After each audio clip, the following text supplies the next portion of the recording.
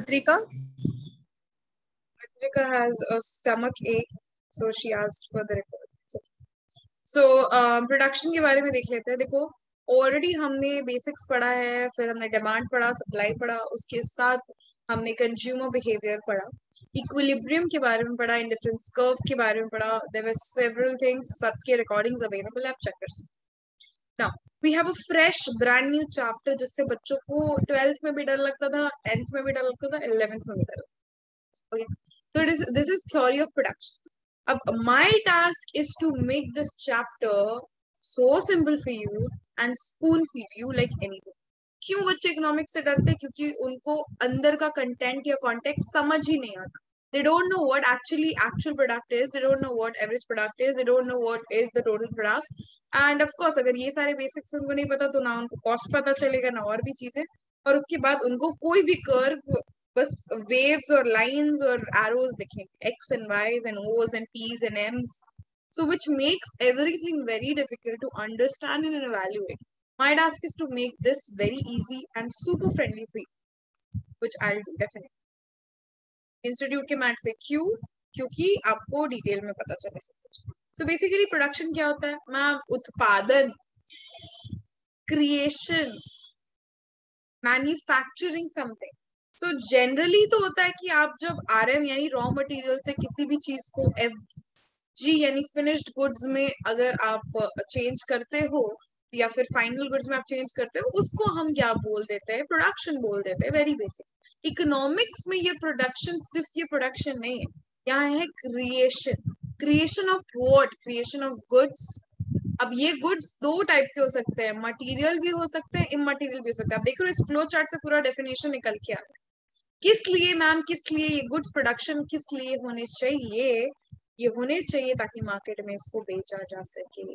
सो अगर मैं तुम्हारे लिए इसको इजी बनाती हूँ, ये किस तरीके का चार्ट दिखेगा कुछ इस प्रकार.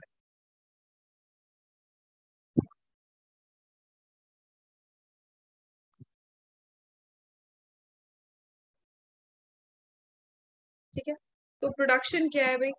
Production, what is production? Production is nothing but the basic thing is production of what, sorry, conversion of what? Raw materials into final goods या finished goods. अब these goods can be of two types, either material or immaterial. But the production of these goods must be for the purpose of sale. In economics, you have one more thing, creation of, we have this thing as well. So isn't it simple? This is super simple for you to understand and evaluate. अभी जो मैंने बोला यहाँ पे वो लिखा हुआ है, राइट नाउ. ये हमें समझ आ गया मैम, बहुत सिंपल था, समझ आ गया सब कुछ. अभी एक चीज मुझे बताओ आप, कि अगर आपको प्रोडक्शन के बारे में ये बेसिक ज्ञान समझ आ गया, ये डेफिनेशन तोड़ मरोड़ के किसी भी तरीके से आपको मिलेगा, आई डोंट थिंक सो आपको कोई इशू आना चाहिए. अगर मैं बात करूं फैक्टर्स ऑफ प्रोडक्शन और उसके क्लासिफिकेशन का, तब क्या हो? What will happen? What are the factors of production और उसका क्लासिफिकेशन? एक्चुअली आपने डिमांड का भी पढ़ा है फैक्टर्स, अब आप प्रोडक्शन का भी पढ़ रहे हो. It's basic. आ जाओ. सबसे पहला क्या है? Land.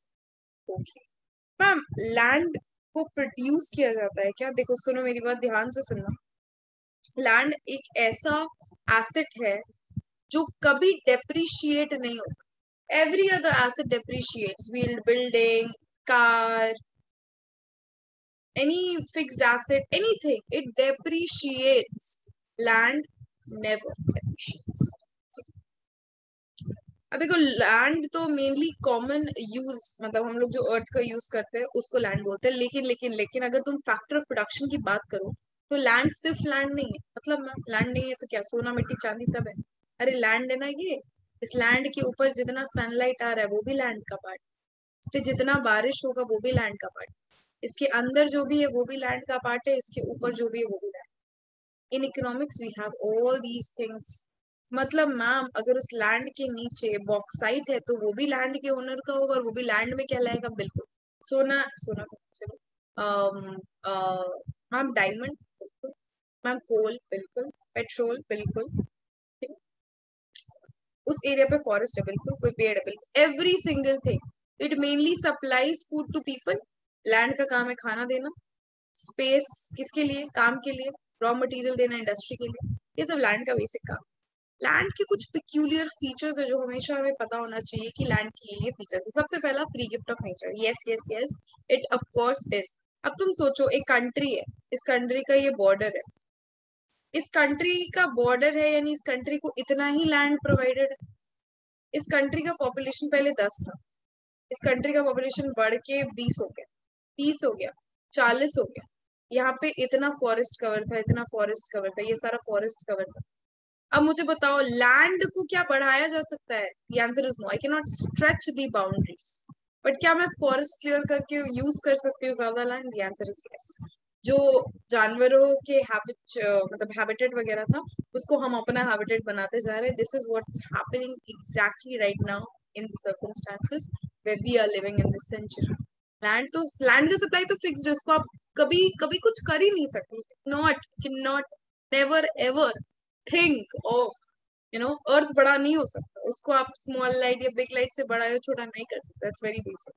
So it's a gift of nature, हमने इसको नहीं बनाया या सब कुछ जो उसके ऊपर आता है, बारिश धूप, उसके अंदर क्या होना है, उसके ऊपर क्या होना है, हर चीज फ्री गिफ्ट ऑफ नेचर है। ये गिफ्ट ऑफ नेचर है। सप्लाई लिमिटेड है बिल्कुल। देखो, हम लोग लैंड को फॉरेस्ट कवर वगैरह वगैरह सब हटा के हम लोग अपने मैन्युफैक्चरिंग बिल्डिंग्स वगैरह जो भी रहने के लिए, कुछ प्रोड्यूस करने के लिए, ऑफिस के लिए बना सकते हैं, एंटरटेनमेंट। पर सप्लाई फिक्स्ड ही है। आप फॉरेस्ट कवर हटा के, पानी भर के कुछ करना है कर सकते हैं, लेकिन सप्लाई फिक्स्ड है, इतना हमें हमेशा दिमाग। मैम वो इमोबाइल है, बिल्कुल इमोबाइल है। It's surely immobile. ओनर इधर उधर हो सकता है, ओनर डिफरेंट हो सकता है, लेकिन लेकिन लेकिन लैंड नहीं मूव कर सकता, आपको लैंड तक जाना। डिमिनिशिंग रिटर्न्स का मतलब क्या है? पहले इकोनॉमिस्ट कहते थे कि land diminishing return, law of diminishing return का एक फैक्टर, उसका ज्यादा यूज करना, मतलब increased use of capital and labor on any given quantity of land would give diminishing returns। मैं इसका एग्जांपल देती हूँ। आप समझो, एक एक जगह है, there's a space, इतना लैंड है, ठीक है, ठीक है, मान लो 1000 स्क्वायर फीट का लैंड। सुनते जाना, समझते जाना, ठीक है। इसमें पहले 5 इंडिविजुअल्स काम करते, खेती का, एग्रीकल्चर का 5 इंडिविजुअल्स काम, A B C D, everyone used to go and work।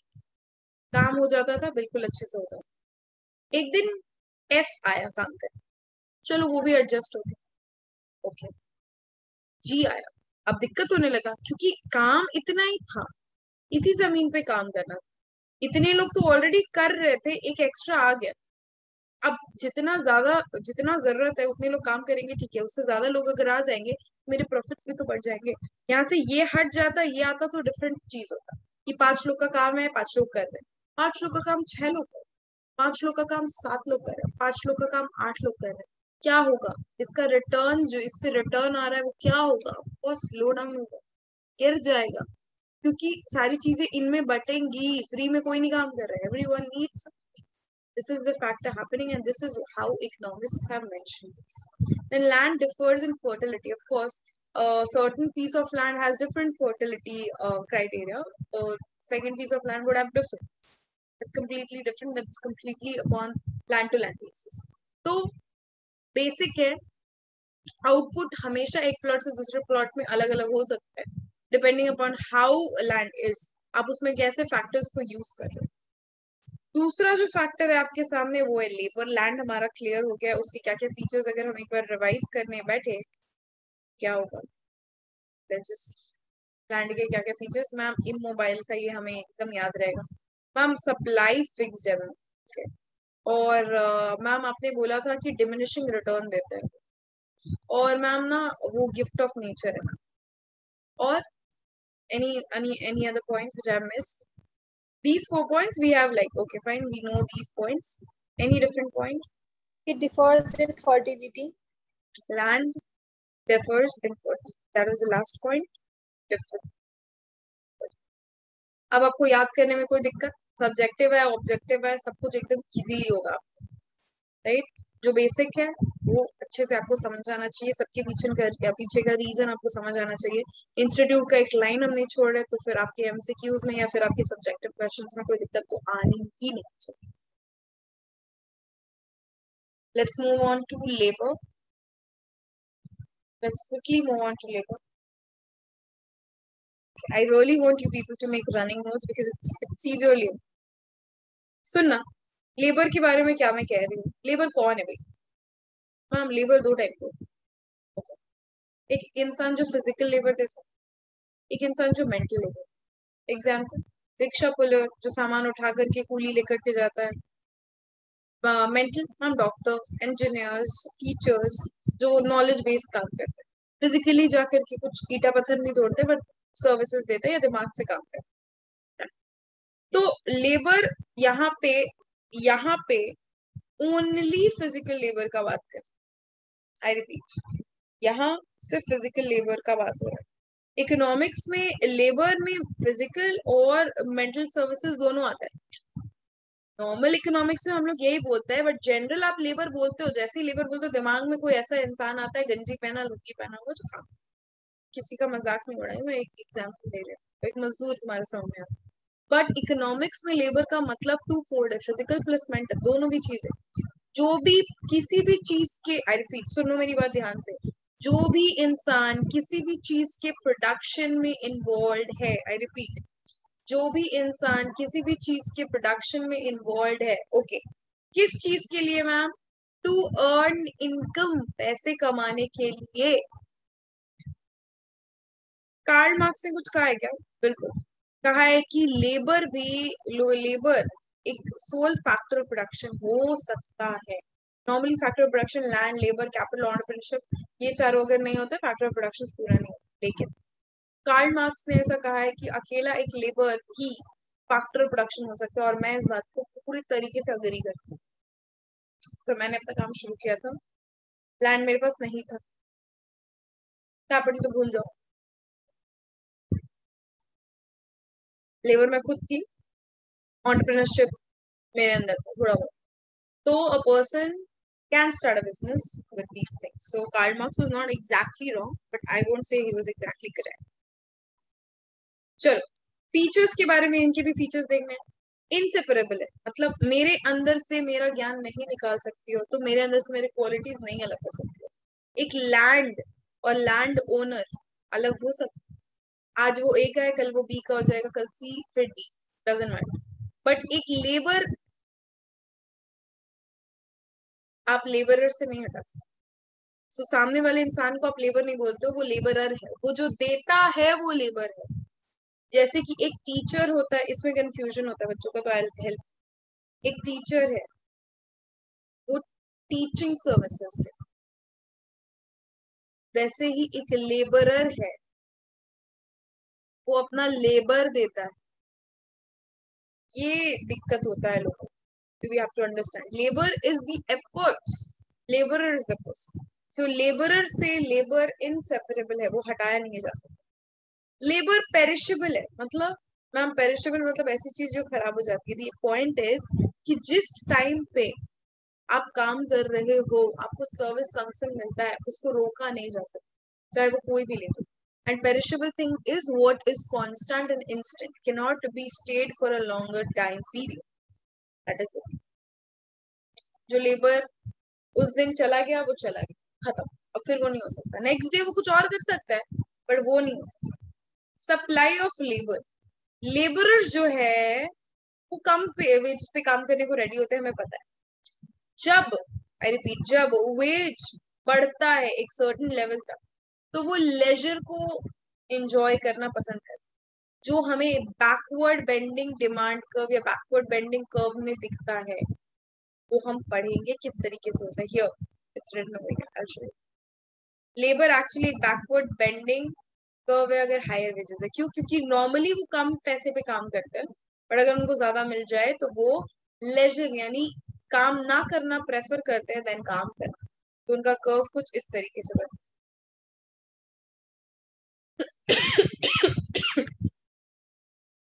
Week bargaining power नहीं होता वो, क्यों बताओ?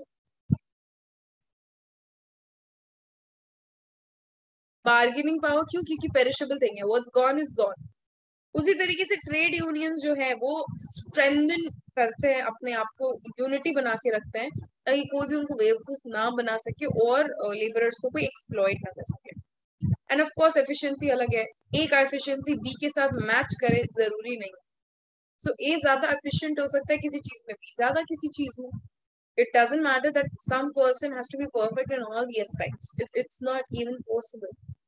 It's impractical. Then we have capital. Capital क्या है भाई? हम सब ये सब क्यों पढ़ रहे हैं? अगर आपको बचपन की बात याद हो तो there are factors of production, और इस चैप्टर का नाम ही है प्रोडक्शन। तो आप फैक्टर्स ऑफ प्रोडक्शन के बारे में बिल्कुल पढ़ोगे, जो है लैंड, लेबर, कैपिटल, एंटरप्रेन्योरशिप। आपने लैंड के बारे में पढ़ा, लेबर के बारे में पढ़ा, कैपिटल पढ़ रहे हो, फिर एंटरप्रेन्योरशिप भी पढ़ो। चलो कैपिटल के बारे में बात कर लेते हैं। कैपिटल क्या है ma'am? Capital is nothing, I repeat, capital is nothing but the produced means of production.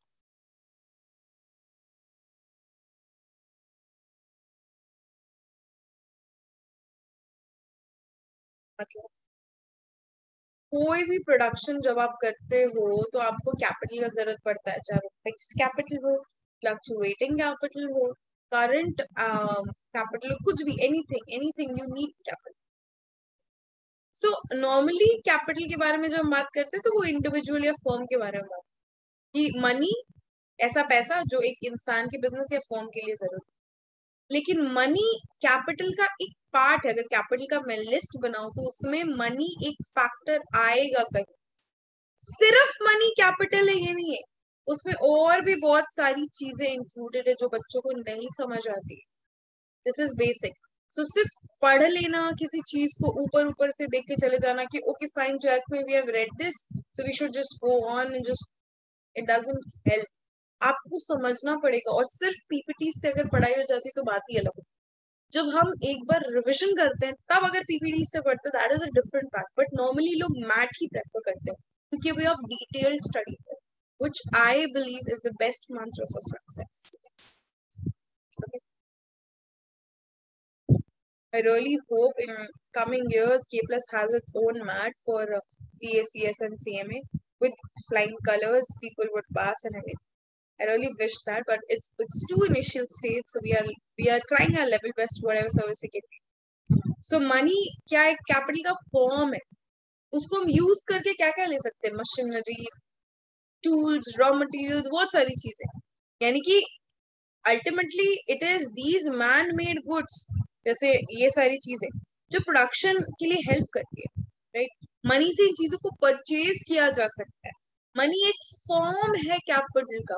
Money is equal to capital, ये कहीं नहीं लिखा है, ठीक है? कैपिटल की फंक्शंस क्या है देख लेते हैं। सबसे पहले capital supply tools and machines. Capital supplies tools and machines वही काम के लिए हेल्प करते हैं वर्कर्स या लेबरर्स को, राइट? ताकि वो एफिशिएंटली टाइम रहते काम कर सके, ठीक है, उनका हेल्प हो सके। Machine is anything which reduces human efforts. Productivity बढ़ा देता है, बिल्कुल बढ़ाएगा भाई। उनका प्रोडक्शन स्पीड बढ़ा देगा। तुम सील बट्टे पे मसाला पीसो और तुम मिक्सर में मसाला पीसो, जमीन आसमान का फर्क है, टाइम में डिफरेंस है। तुम अपने हाथ से ऐसे ऐसे करके पंखा हाँक लियो और तुम ऐसे फैन ऑन कर लियो, डिफरेंस है। तो वेरी बेसिक, प्रोडक्टिविटी तो बढ़ाई गई। You have capital supplies raw material, the answer is yes.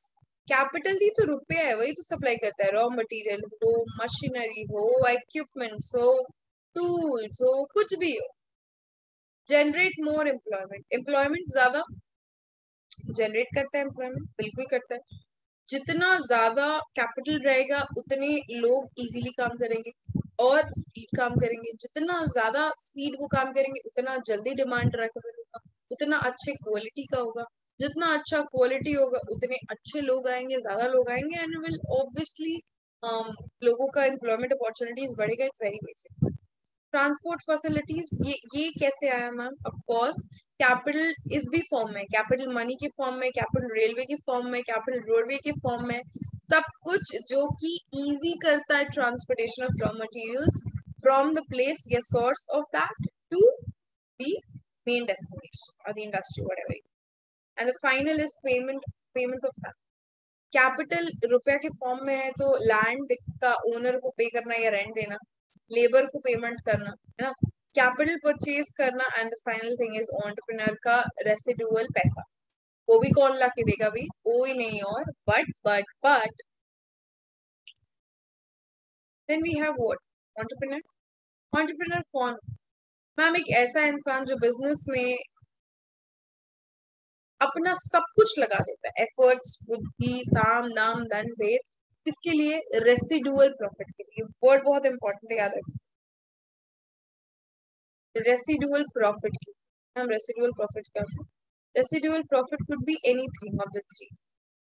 It could be negative profit, it could be zero profit, और it could be positive profit. This is loss, this is no profit, no loss, and this is profit. हम ये situation के लिए क्यों वो काम करते हैं? यही बिजनेस एंटरप्रेन्योर यही करता है, वो रिस्क करता है अपना टाइम, अपने एफर्ट्स, अपने एनर्जी इस रेसिडुअल प्रॉफिट के लिए। पॉसिबल है उसको लॉस हो जाए, पॉसिबल है उसको कुछ भी ना हो, पॉसिबल है उसको। एंटरप्रेन्योर कौन है भाई? जो सारा फंक्शन देखता है, वो एंटरप्रेन्योर है। वो फैक्टर्स उसको मतलब एक सेपरेट फैक्टर की तरह भी माना जाता है, क्योंकि उसके दिमाग के बिना चीजें नहीं चलती। ठीक है, आज के डेट पे बहुत ही ज्यादा इंपॉर्टेंट है एंटरप्रेन्योर। ओके, कुछ फंक्शंस के बारे में बात करते हैं। एंटरप्रेन्योर ही बिजनेस शुरू करता है, हमें पता है। डिसीजंस कौन लेगा? एंटरप्रेन्योर लेगा। टेक्नोलॉजी कौन चूज करेगा? एंटरप्रेन्योर। इनोवेशन कौन लाएगा? एंटरप्रेन्योर। और फाइनली रिवॉर्ड्स कौन देगा? रिवॉर्ड्स मतलब लैंड लेने के लिए रिवॉर्ड लैंड ओनर को देना पड़ेगा, उससे खरीदना पड़ेगा। कैपिटल के लिए कौन देगा पैसे? किसी को तो होना चाहिए। देन वी हैव लेबर, उसको वेज कौन देगा? उसकी मेहनत का फल कौन देगा? एंड फाइनली वो रिस्पॉन्सिबिलिटी लेता है या तो प्रॉफिट या तो loss. Very basic. Then we have production function. Production function बिल्कुल डिमांड फंक्शन की तरह ही है, सारे के सारे फैक्टर्स होते हैं आपके, उसको आप फ्रीक्वेंसी के साथ ऐड करते हो। यहाँ पे देखिए, आपको सामने दिख जाएगा। ठीक है, तो यहाँ से क्वेश्चंस आते हैं एमसीक्यूज में। So you just have to take a look कि okay fine, what is it. So कुछ नहीं होता है, एक रिलेशनशिप है किसके बीच में मैम? फिजिकल इनपुट और फिजिकल आउटपुट। जो इनपुट डाल रहे हैं और जो आउटपुट आ रहा है उसके बीच का रिलेशनशिप है, और कुछ भी नहीं। इन शॉर्ट जितने भी फैक्टर्स हैं उसका प्यारा प्यारा यहाँ पे देखो, QX मतलब किस चीज का production equal to A into F, F1 F2 F3, जहाँ पे A मतलब होता है एफिशिएंसी, जैसे चेंज इन टेक्नोलॉजी वगैरह। टेक्नोलॉजी इंप्रूव होगा, A का वैल्यू इंक्रीज होगा, और A का वैल्यू इंक्रीज होगा, उसके साथ साथ सारे सारे ये ब्रैकेट का वैल्यू इंक्रीज होगा। ये 2 है, ये 4 है, मल्टीप्लाई करो 8 होगा। ये 4 ही है, इसको मैं 4 कर दी 16। यानी ultimately if this rises everything. Production function कितने टाइप के होते हैं? शॉर्ट टर्म,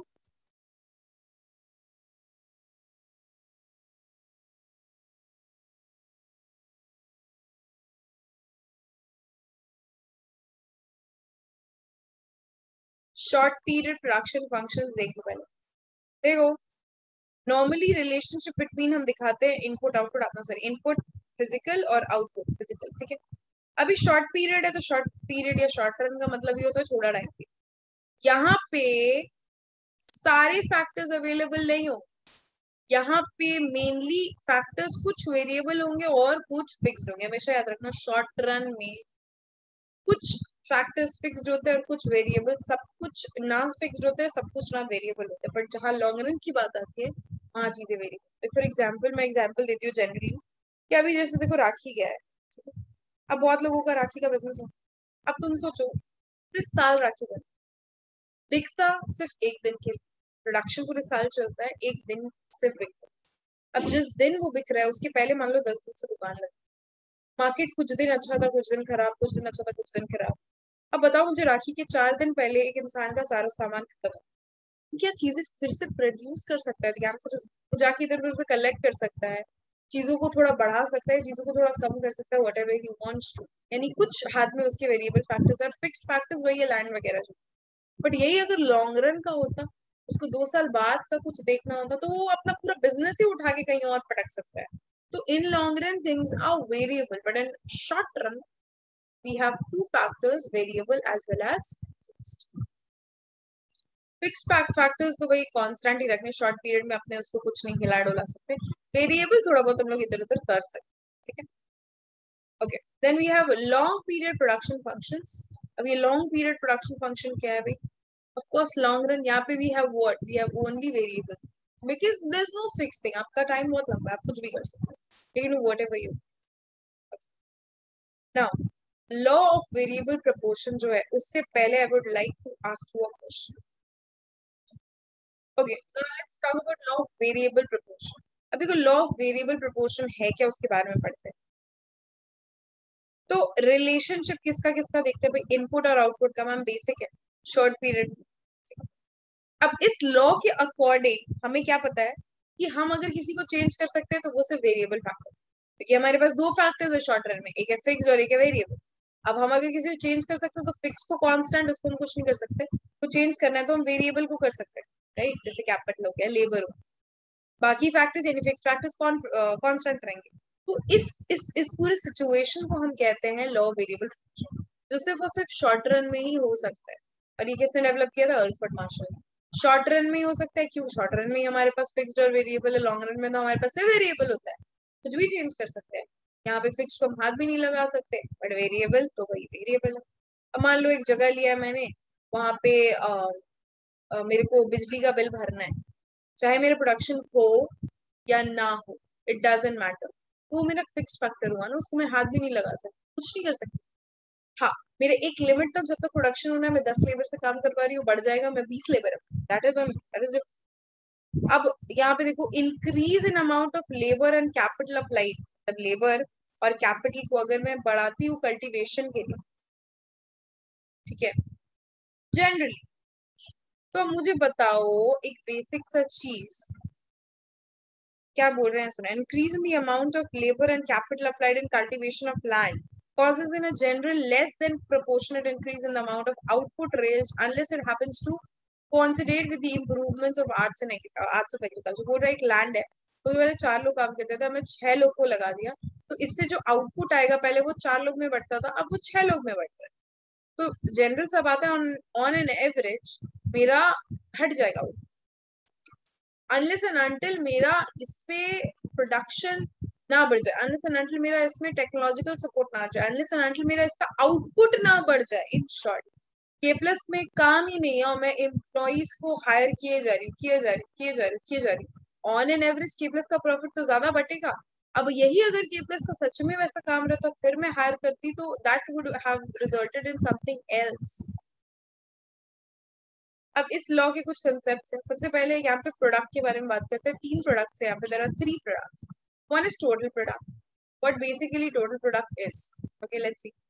सो टोटल प्रोडक्ट कुछ भी नहीं है, बोल रहा है क्या कि firm per unit of time. हाँ, मतलब टोटल प्रोडक्ट कुछ नहीं है, एक टाइम पीरियड पे एक पर्टिकुलर फर्म कितना प्रोड्यूस कर रहा है या कितना प्रोड्यूस कर रहा था, what ever it is, that is total product. Average product क्या है? ठीक है, per unit variable output, per unit variable input, मतलब मैं जितना इनपुट डाल रही हूँ वेरिएबल, उसके वजह से मेरा प्रोडक्शन का जो हाल है, क्योंकि फिक्स तो फिक्स्ड है ना, फिक्स तो उतना ही है। अब मेरा मान लो फिक्स्ड है 0 और वेरिएबल 1 है, उसकी वजह से मेरा एवरेज प्रोडक्ट कितना है, मतलब टोटल प्रोडक्ट कितना है, मान लो 1, तो 1/1 का एवरेज 1 ही होगा। मैं तुमको दिखाऊंगी ये चार्ट, तुम्हें समझ आ जाएगा, which means simply means average product is nothing but what units जो भी है, ठीक है, टोटल प्रोडक्ट जो भी है, उसको अगर मैं डिवाइड करूं वेरिएबल फैक्टर की यूनिट से, मेरा एवरेज प्रोडक्ट। क्यों मैम फिक्स्ड क्यों नहीं है? फिक्स तो फिक्स्ड है, 1 है तो 1 है तो 1 है, 1 है 1 है 1 है, 2 है तो 2 है 2 है 2 है 2 है, उसको तो हम हिला डुला भी नहीं सकते। तो जो भी हम वेरिएबल से ही खेलेंगे यहाँ पे, मैं जब चार्ट दिखाऊंगी क्लियरली समझ आएगा। सुनो, और मार्जिनल प्रोडक्ट का मतलब आपको पता होना चाहिए कि पर यूनिट से कैसे होता है। मैं दिखाती हूँ। देखो, नॉर्मल टोटल प्रोडक्ट तो आपको पता है कि टोटल प्रोडक्ट होगा। एवरेज प्रोडक्ट का फॉर्मूला देखो, सिंपल है। और मार्जिनल प्रोडक्ट, यहाँ एल हम मान रहे हैं कि एल मतलब लेबर है, जो कि हमारा एक वेरिएबल फंड। मार्जिनल प्रोडक्ट क्या है मैम? मार्जिनल प्रोडक्ट कुछ भी नहीं है, चेंज है। फिर एक यूनिट की वजह से कितना मेरे आउटपुट में चेंज आ रहा है। यहाँ पे देखो, ये मेरे लेबर है, पहले एक था, दो था, ये मेरा ऑफकोर्स वेरिएबल फैक्टर है, बेसिक वेरिएबल फैक्टर है। अभी देखो, ये मेरा वेरिएबल फैक्टर है, फिक्स तुम कुछ भी मान लो ना, फिक्स कुछ भी मान लो, एक्स मान लो, ये फिक्स ही X X X X X ही रहेगा। अच्छा, मेरा टोटल प्रोडक्ट 10 है, 22 है, 36 है, 48 है। मेरा एवरेज प्रोडक्ट कितना होगा? बेसिक है, this divided by this, this divided by this, this divided by this. क्योंकि ये चेंज हो रहा है और ये मेरा टोटल प्रोडक्ट उसकी वजह से चेंज हो रहा है, तो मेरा एवरेज प्रोडक्ट कितना निकलता है per unit of my variable factor. Marginal product क्या होता है मैम? एक यूनिट के चेंज होने से, वेरिएबल की एक यूनिट के चेंज होने से मेरे टोटल में कितने का चेंज आ रहा है। रिपीट, वेरिएबल एक यूनिट के चेंज होने से, आई रिपीट, एक यूनिट ऑफ वेरिएबल चेंज होने से मेरे टोटल प्रोडक्ट में कितना डिफरेंस आ रहा है, that is nothing but margin.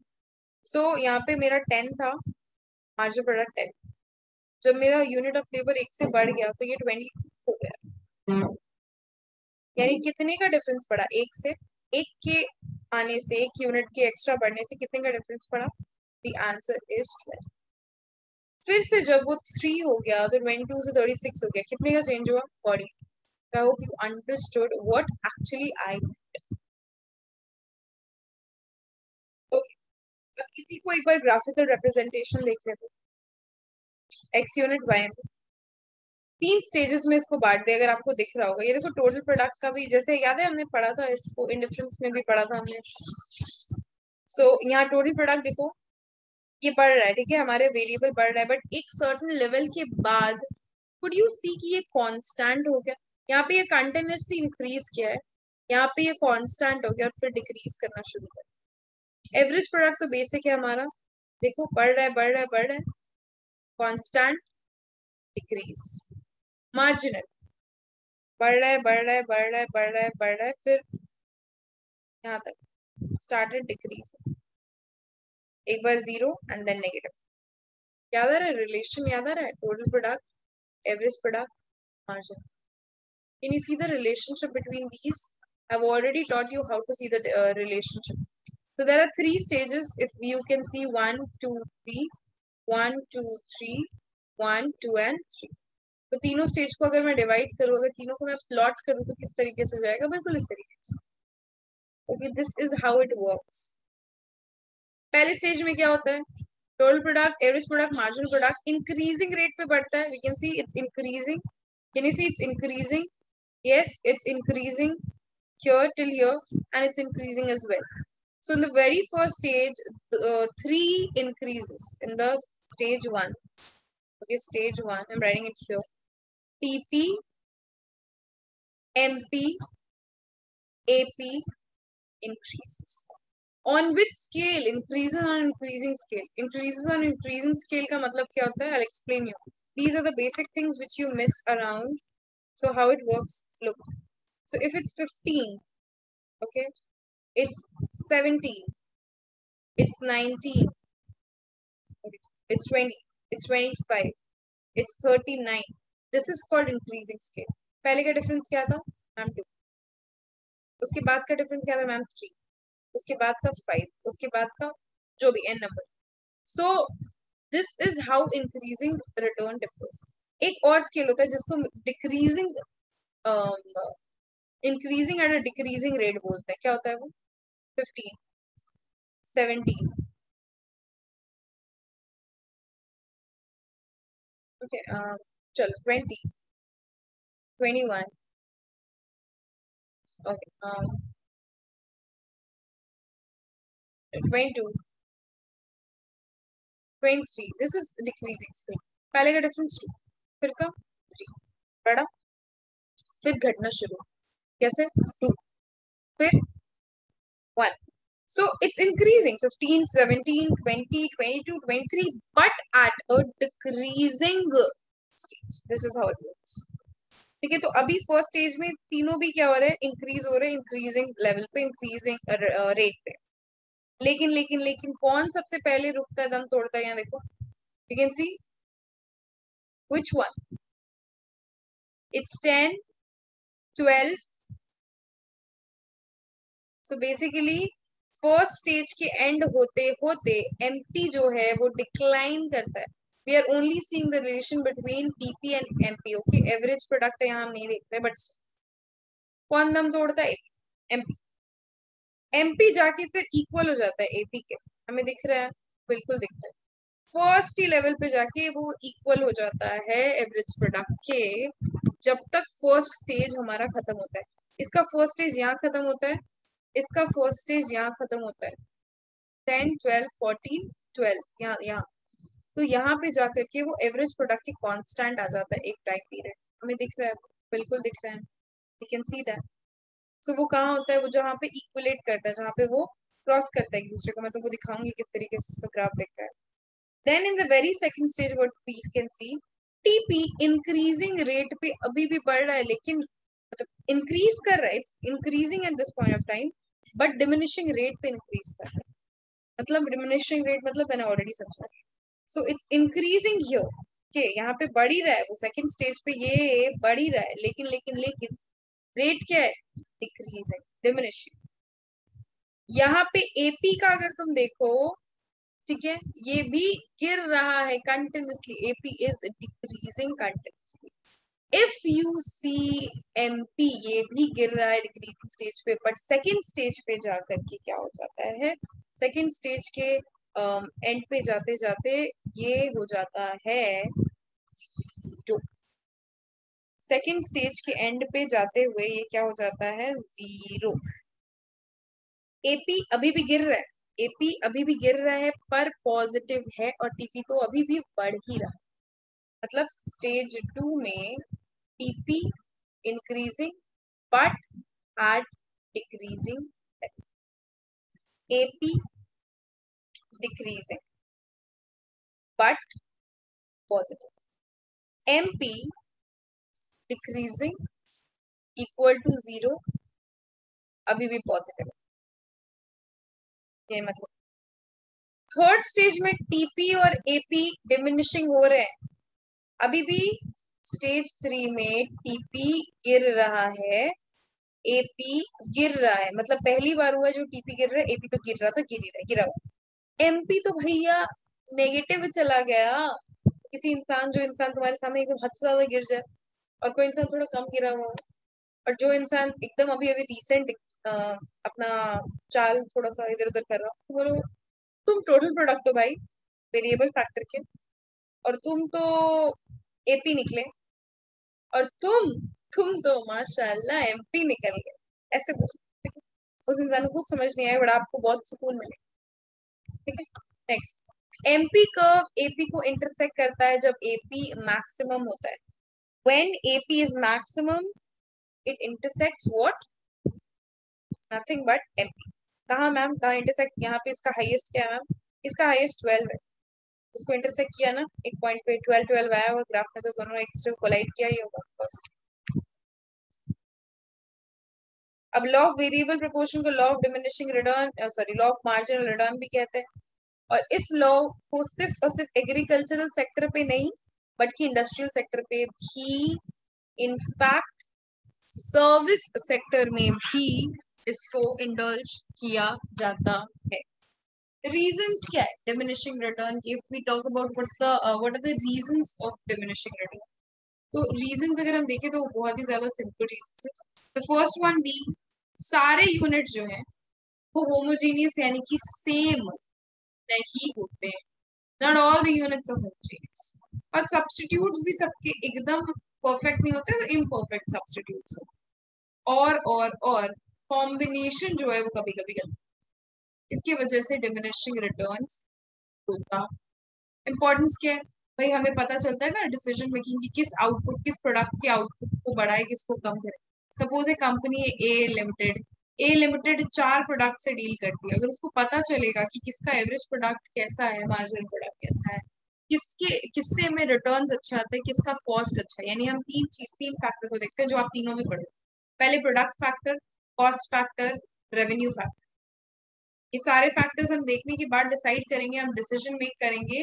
एक एंटरप्रेन्योर सोचेगा, डायरेक्टर कंपनी का सोचेगा, मैनेजर सोचेगा कि किसका प्रोडक्शन बढ़ाया जाए, किसका कम।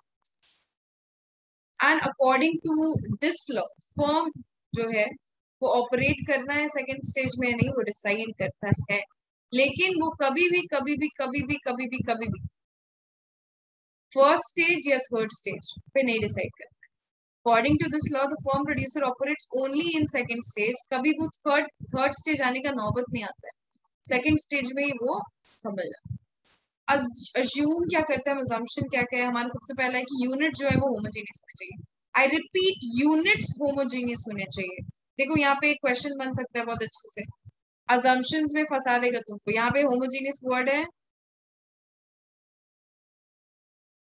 यहाँ होमोजेनियस वर्ड है, यहाँ भी होमोजेनियस वर्ड है, but remember this is units of variable factors, और यहाँ पे unit of variable factor are homogeneous. मतलब all the units of variable factors are not homogeneous, इसकी वजह से diminishing return आता है। और हम assume क्या करके चलते हैं कि the units of variable factors are homogeneous। होता क्या है और assume क्या करके चलते हैं, बहुत important। पॉसिबिलिटी है कि कुछ फैक्टर्स यानी वेरिएबल जो फैक्टर्स हैं वो कांस्टेंट फैक्टर्स के साथ भी रहे, मतलब कुछ वेरिएबल कुछ कांस्टेंट। पॉसिबिलिटी है कि कॉम्बिनेशन चेंज हो जाए वेरिएबल और फिक्स्ड। अगर वेरिएबल 4 है, फिक्स 3 है ना, ये 3 है, ये 3, ये 5 है, ये 3, तो कॉम्बिनेशन चेंज हो जाए, फिक्स फैक्टर ही रहेगा, चेंज हो। कोई चेंज नहीं आना चाहिए टेक्नोलॉजी में, जैसे हम मानते थे ना, याद है डिमांड में कि टेस्ट प्रेफरेंस में चेंज नहीं आना चाहिए, चेंज नहीं आना चाहिए। These are the basic things, और ये सिर्फ शॉर्ट पीरियड में अवेलेबल है, क्योंकि भी पता है सिर्फ और सिर्फ शॉर्ट रन में ही हमारे पास दो ऑप्शन वेरिएबल और फिक्स होते हैं, और लॉन्ग रन में हमारे पास सिर्फ और सिर्फ वेरिएबल, यानी कुछ भी चेंज कर सकते हैं, जिसमें हम रिटर्न टू स्केल में सब कुछ पढ़ेंगे। we'll talk about, I hope this is very clear to you, चीजें काफी क्लियर है आपकी।